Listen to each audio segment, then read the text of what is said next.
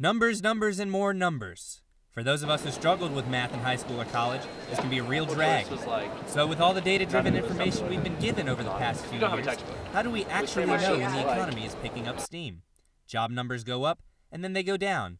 People start spending money, and then they save a little. Is there anyone out there who can help us out with all of this conflicting data? Perhaps. Even though growth is slow, at least we have economic growth. And we will continue on average to have recovery. Will we ever have a boom like we did during the 90s with the dot-com era and then into the 2000s?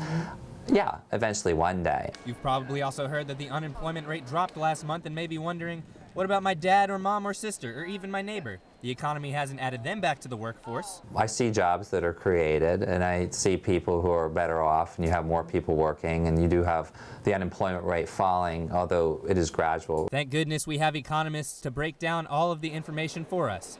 Professor Rudbeck may be immune to all the numbers, but how does the rest of the population feel about the economy and their personal situation? The recession in the past couple of years has affected a lot of my friends and family members, specifically recent graduates. I have friends who graduated a couple of years ago, and it took them a little longer than expected to find their jobs that aligned with their majors that they studied for.